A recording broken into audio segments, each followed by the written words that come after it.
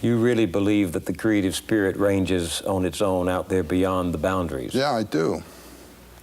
Something of the hero in that. I don't mean to suggest that you see yourself as a hero. No, I don't, but I see myself as a maverick.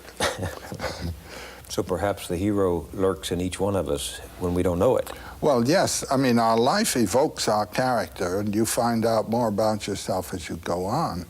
And it's very nice to be able to put yourself in situations that will evoke your higher nature rather than your lower. Give me an example. I can give you a story. I'm dealing with an Iroquois story right now. There's a motif that comes in American Indian stories very often, what I call the refusal of suitors. A girl with her mother lived in a wigwam on the edge of the village. She was a very handsome girl, but extremely proud, and would not accept any of the boys. They proposed to her through the mother, and the mother was terribly annoyed with her. Well, one day, they're out collecting wood, and they have gone a long way from the village. And while they are collecting the wood, a terrific darkness comes over them. Now, this wasn't the darkness of night descending. When you have a darkness like that, there's some magician at work somewhere.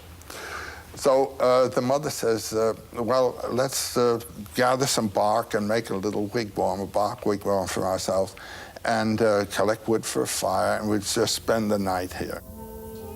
So they do that, and the mother falls asleep. And the girl looks, and there's this magnificent guy standing there with a wampum sash, glorious, and feathers, and all this kind of black feathers. He says, I've come to marry you, and I'll await your reply. She accepts the guy, and the mother accepts the man. And he gives the mother the wampum belt to prove that he's serious about all this.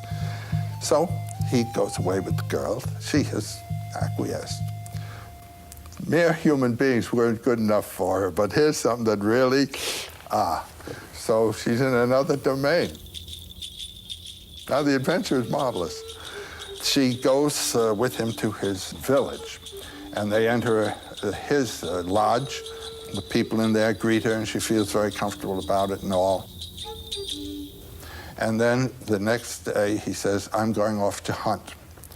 So he leaves the lodge, and the door is closed with a flap. There's a flap. When he closes the flap, she hears a strange sound. So there's the whole day, and she's just in the hut.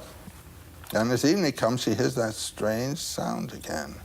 And the door flap is flung off, and in comes this prodigious serpent with his tongue darting, and he puts his head in her lap and says, now you must search my head for lice and things like that. And she finds all kinds of horrible things there and kills them all. And then he withdraws, and in a moment, after the gate door has been closed, it opens again, and in he comes, the same beautiful young man again, and said, were you afraid of me when I came in just now? No, she said she wasn't at all afraid. Next day, he goes off to hunt.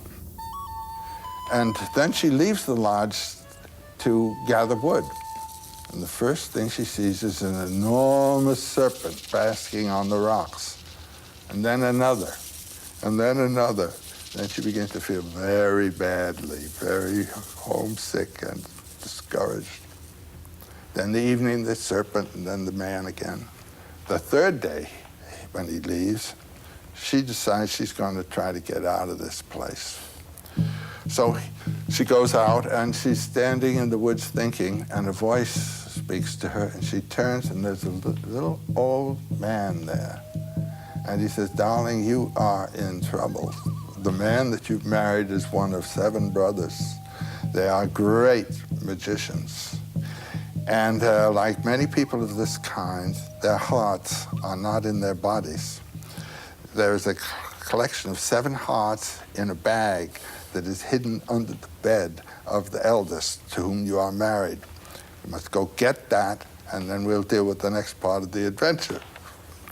She goes in and finds a bag of hearts and is running out, and a voice calls after her, stop, stop. It's the voice of the magician. And she continues to run. He says, "You may think you can get away from me, but you never can." And just at that point, she hears the voice of the old man. He says, "I'll help you, dear." And he's pulling her out of the water. She didn't even know that she was in water. What does that say to you?